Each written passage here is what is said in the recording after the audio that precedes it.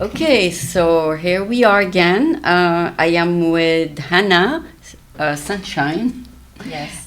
and she does many things. So I don't know how you want me to present you. You're a multiple venture person. Yes. My business name is Duo Ventures. Dual. Okay. Yes, Duo. And the reason why I named that is because I'm in business with my son.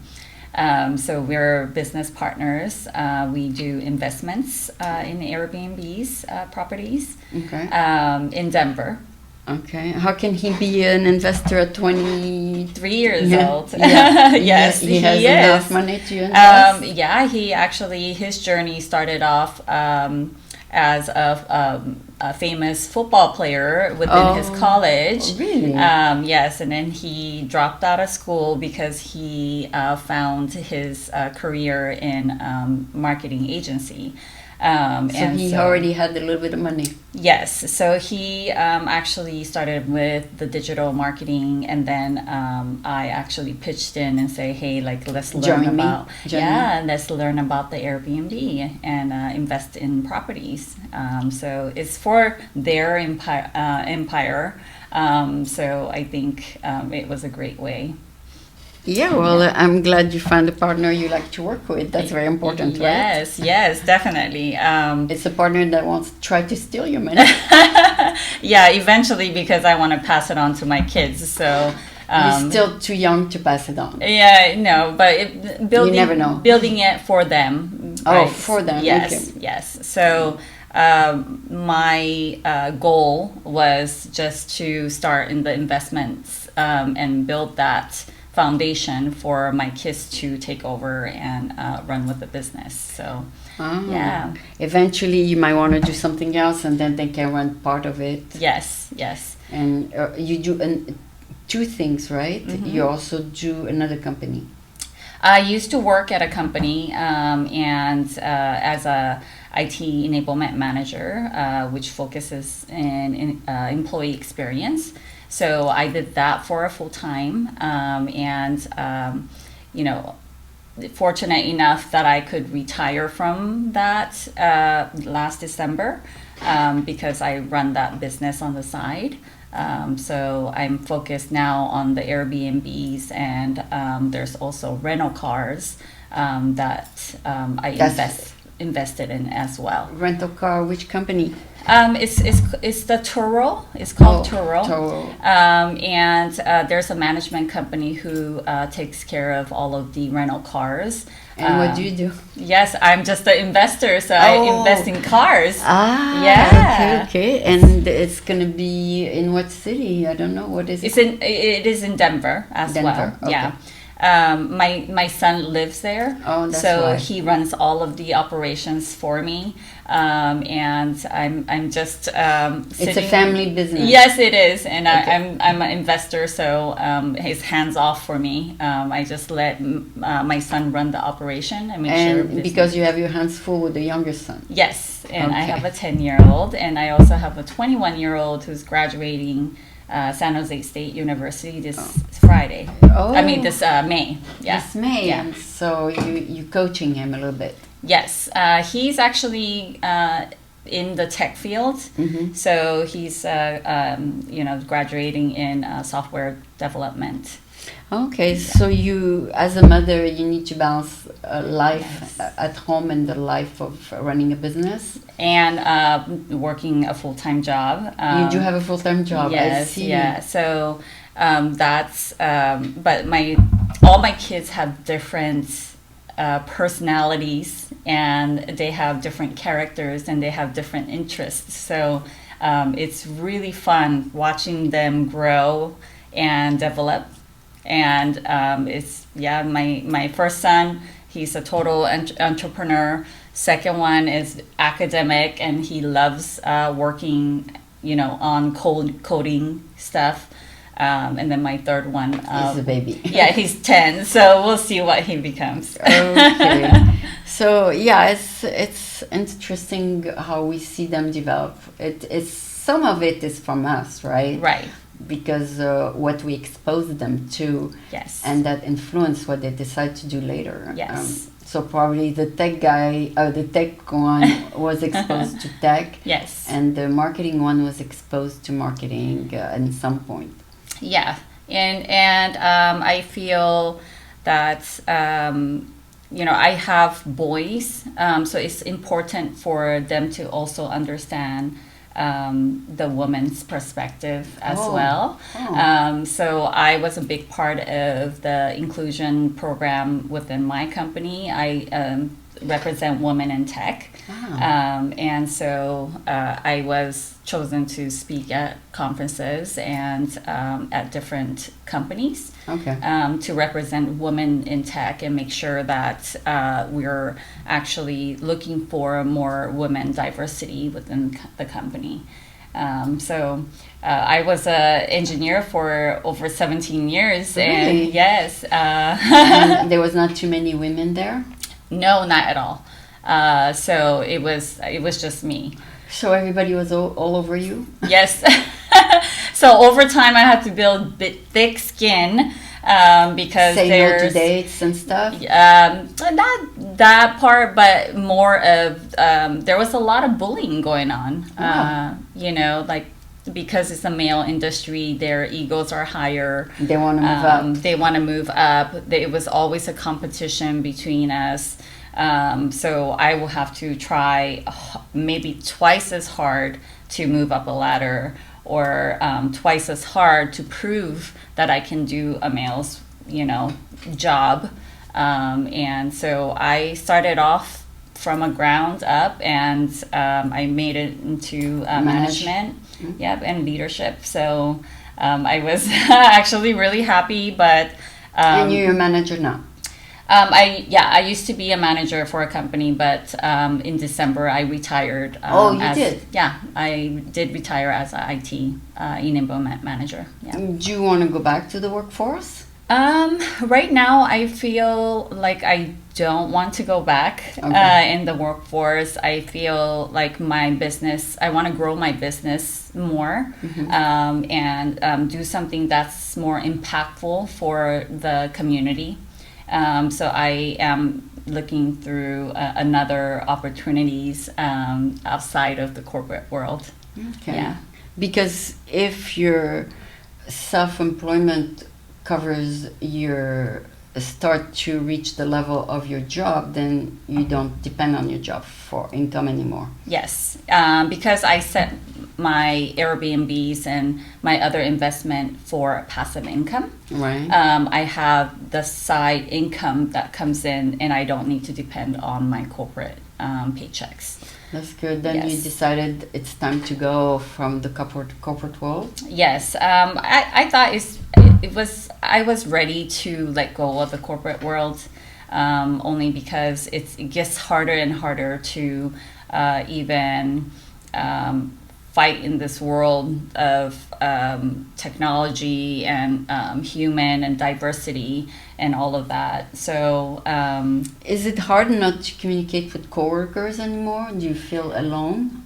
Yes, most of the time, during the COVID pandemic, there's some kind of need to communicate. Yeah, and there's disconnection because of the you're always on Zoom. Isolated. Also, you don't get the human interactions, which kind of made it more distance for people. It's harder for anybody to work together because it's not like a group settings anymore, right? And you can't collaborate as much as it used to. And there's a lot of other tools that came out to let you do that, but it is actually harder without human connection. You don't feel that camaraderie too. I mean, there is a lot of things that goes on to meeting someone in person, like whether you trust them or you don't trust them. Yeah, right? Yeah. So, and you don't get that through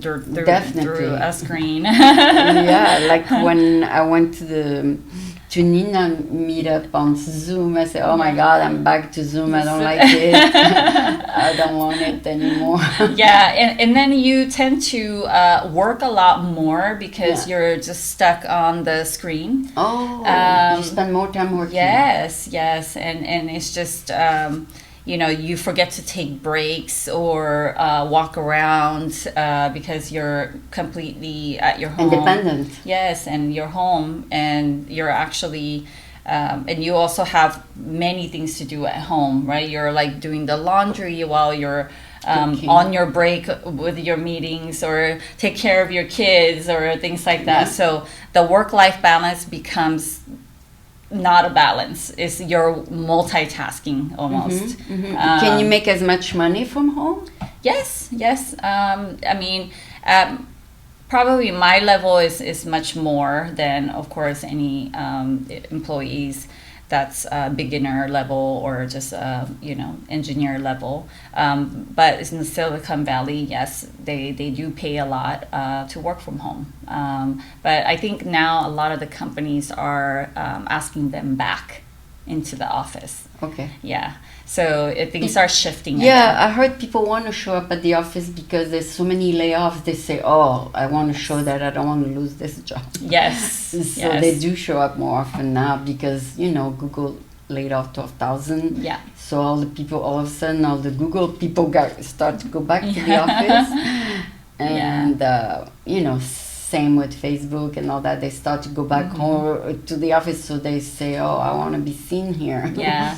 Yeah, and also, I don't think about the layoff is not it's about your performance or how long you've been with the company. They make those decisions at a really high level, and it's not about each person being affected, but it's just a group of positions that is no longer needed. So I feel like a lot of the companies are trending to lay off many people because companies are doing it. It's like a domino effect. Yeah.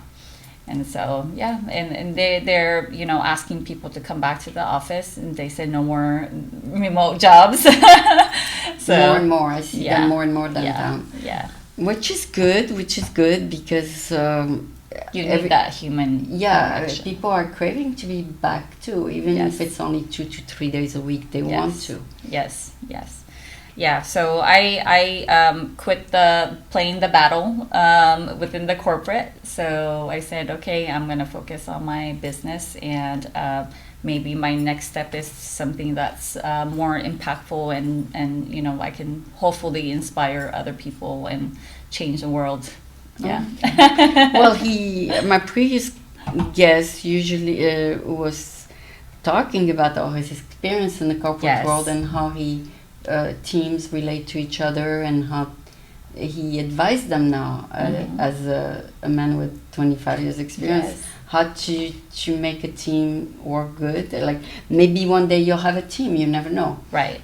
Maybe you'll need to manage them, and you'll need to make sure they are productive, and all that. So you will learn a lot from that book too by reading it. Yeah, I'm so excited, and I'm so grateful that you passed me that book.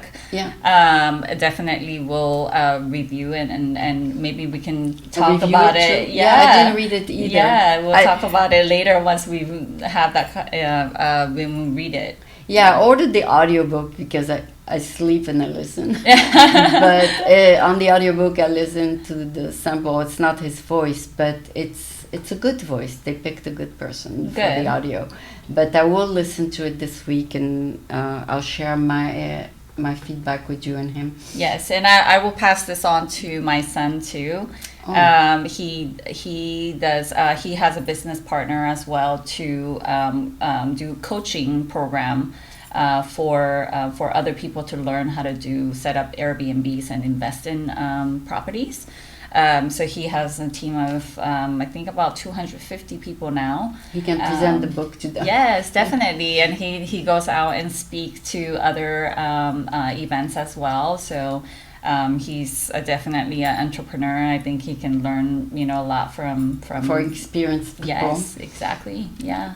Yeah. So what point did you decide you want to start your own thing, like start an Airbnb or start something? Yeah, it was during the pandemic. Oh, okay. Yes, because you sit there and you kind of think like, this cannot be my life, right? Oh, like okay. you. I want to start my own. Yes, I want to start something to kind of, what if something bad happened and I lose my job. I lose my job. Can I support my kids? Do I have enough money in the bank to have a backup of 6 months just in case, or a year, or right? And my kids are going to school, and tuitions are expensive. Education systems are expensive. Kids' activities are expensive. So I was like... So you decided to just take the matter in your own hands. Yes. And I said, hey, like, let's learn a new thing, So I went to my son and I said, let's do this together. And I thought that was the best decision that I made 2 years ago. Yeah. That's awesome, because I did see a few videos about it 2 years ago, like you, and I say, oh, that's probably not real. They were saying on YouTube, yes, you can. But then I checked San Francisco, but in San Francisco is no, you can't. Yeah. You gotta get out of the city to do it. Yes, there's rules and regulations for every county and every state. So you just have you gotta get out of state. Yeah, and you just gotta look at different regulations within the state as well. So they have different counties that allows it, and different counties that doesn't. I don't know why they made it so hard in San Francisco. You have all these lobbying. They don't want you to interfere with the hotels and rentals. Yes, same as New York. Airbnb is not even allowed there. Yeah, definitely. But Denver does allow. So we decided he lives there, and so I bought a property there as well. Does Denver has a lot of hotels and convention like here, or not really? They do have a lot of hotels because it is. They do have Bronco Stadium. They have Vail, which is a ski resort place. Aspen is a very popular ski resorts. They have a lot of hiking trails and activities, like Colorado Springs are a popular area that people go to too. So definitely it is a good place to visit. It's a very artsy town, and I love it there. Honestly, I wanted to actually move out of California. Denver, Denver, Colorado. Yes, right? yes. Okay, so it's probably a city that's booming now. Yes. So you do get business all the time for your Airbnb? Yes, all the time. It's supposed to be a slow season, but our property's been fully booked. If you want to make, extra $3,000 to $7,000 a month. So you're lucky you have your son there to supervise this whole thing. Yes. I am lucky that he's running the whole operations. And he has his own business, so he does everything on the side. Yeah. Wow, that's awesome that you found a solution to the whole thing, the family and the business together. Yes.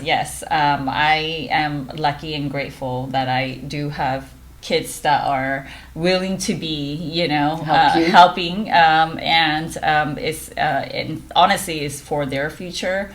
So it's completely nothing for me. I just want them to be settled and make sure that their life is set. Oh, do you give him all your profit? No, I don't do that because, of course, you can never learn. If you give it all. Yes. So you want him to learn also? So this is a business. We treat it like a business. So any profit that comes, we do 50-50. Okay. So it's completely a business. It's a business. Yes. Okay. And for my portion, I pour it back to the house that we own. Yes. So we want to do a renovation, or we want to add a jacuzzi, or we want to make it nice inside. So we want to add art or things like that. We just invest it back into the business. Yeah. And but you do have another venture, which is Which venture? You have the Airbnb, and then you the building, car, and then you have the car building. Okay, the car investments. Yes, the car investments. So that's just investment. So I don't do anything hands off. It is a passive income that comes in every month. So yeah, awesome. And there's a company who manages that. Which, if you want that information, I can give it to you. No.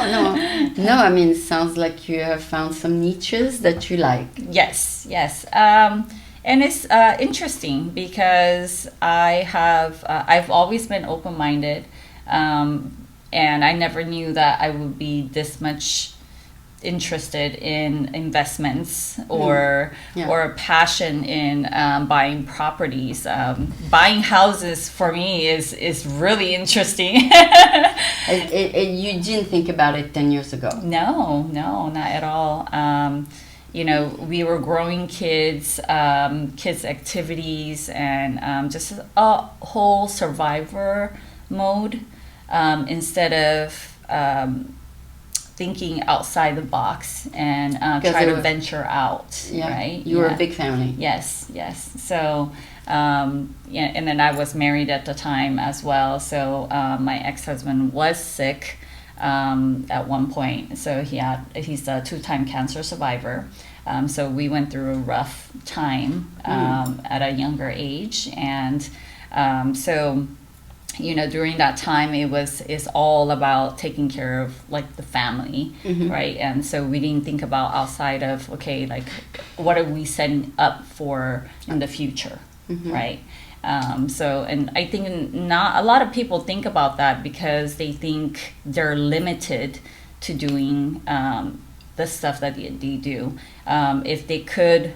Now that we have so much tools to go Google, and you have YouTube, and you have so many tools that you can go look and make money, and you can set yourself up for the future, Yeah, especially for women. I'm glad you found a couple things that work for women, actually, because you can have almost 2 of them hands off. Yes, hands off. But I did want to also, working at a corporate world, for me, it was a struggle for 17 years that I was the only woman as an engineer and trying to move up the ladder, right? So I met some great mentors that helped me through that. But and you finally did after 10 years or more?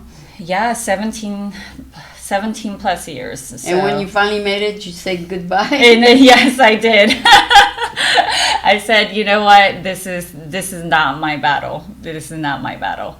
And this is something that, as we grow and as we learn and as we experience things, we take that as a lesson, and you grow and you move towards something that makes you happy. I wasn't happy, and I think being happy what you do is so important. Even if it's just a job, you have to be happy in working, because you don't want to wake up every day saying, oh, I don't want to go to work. You want to wake up every day being grateful that you have a job and you have everything else that's set. Right. Okay, but now you don't have a job. Yeah, but I'm not sad, because I was sad actually working. Oh, you were? Yes, there. So, I was unhappy. But are you busy enough now? So, that's a great question. Because I did sit there and thought, okay, wow, like I don't have to attend to a meeting. I don't have to wake up a certain time to do the things that I used to do, right, to work. And I had a quiet time for myself, and for the very first time, because I've always worked since I was 14. And I was sitting there, I have quiet time, and I said, wow, what am I going to do with my life?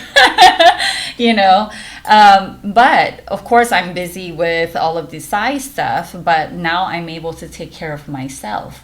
And I think that was Do you have more time for yourself? I do have more time for myself. I actually can go to the gym for hour and a half or 2 hours if I wanted to take care of myself. I could actually go on a hike, or I could meditate. I could add all of those things into my routine.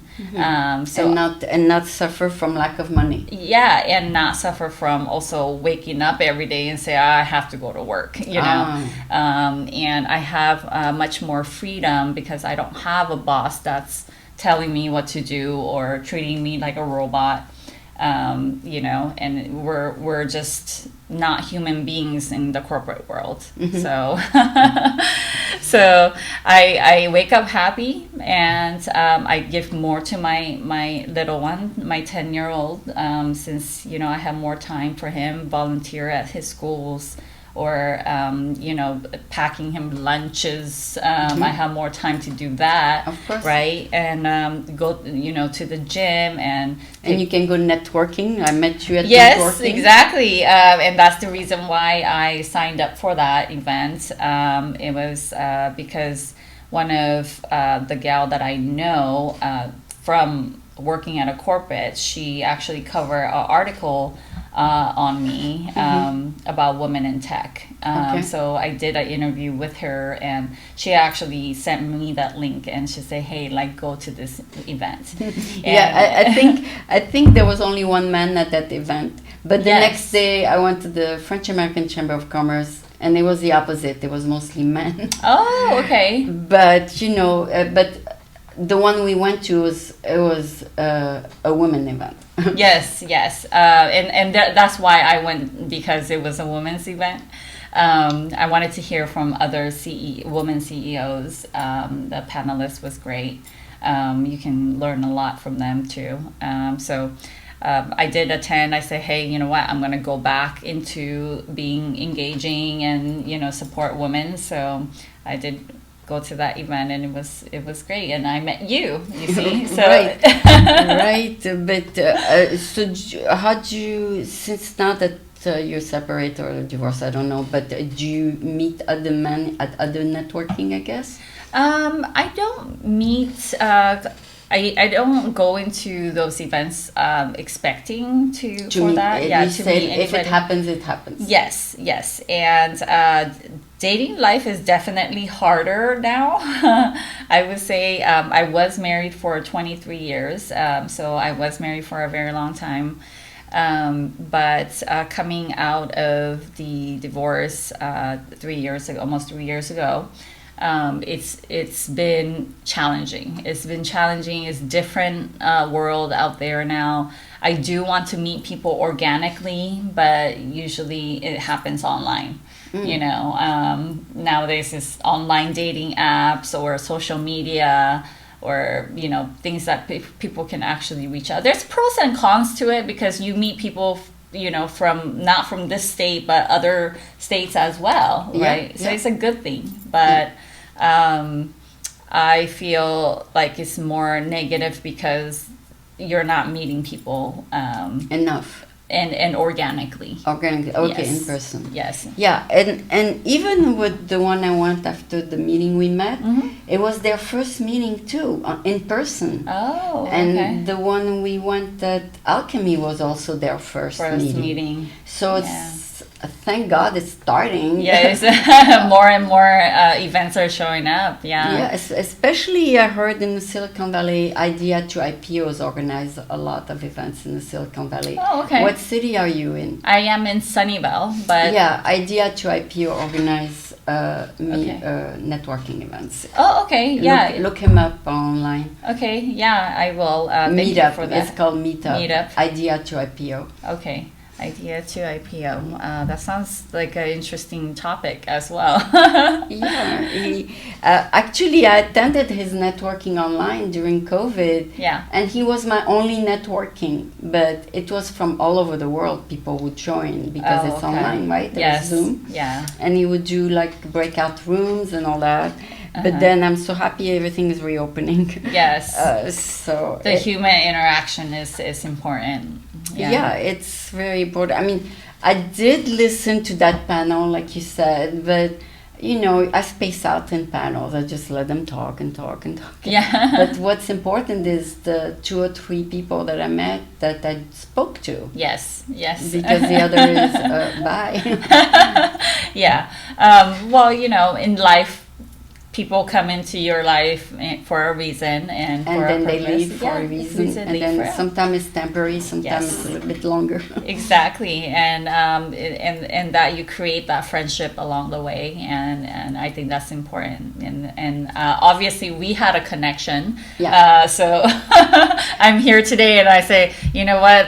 I need to be here today. Oh, thank you for being here. But in San Francisco, I heard people move every 5 years. Oh. So even if we connect with someone, they move on to another state, or they Yes. get a contract somewhere, or they go to another city. So yes, you do meet people and you are friends, and then Yeah. they disappear.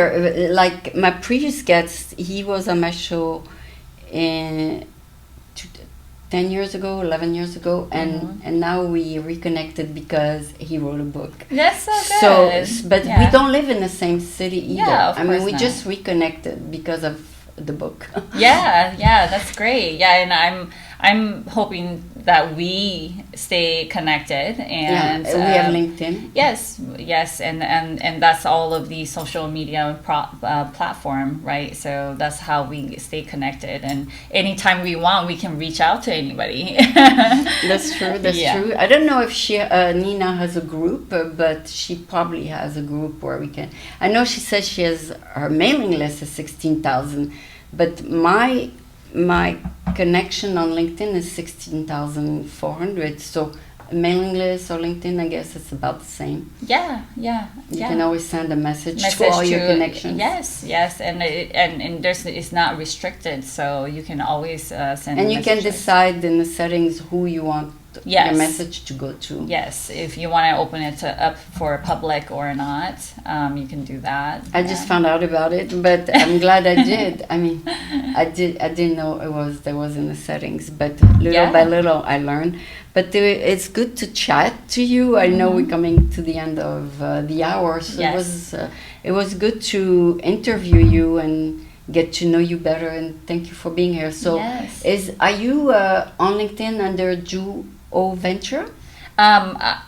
No, it's under my name, Haena, Haena. Yeah, Sunshine. Sunshine. Okay. Yes, my last name. All right, so great. Thank you so much for being here. Thank you so much.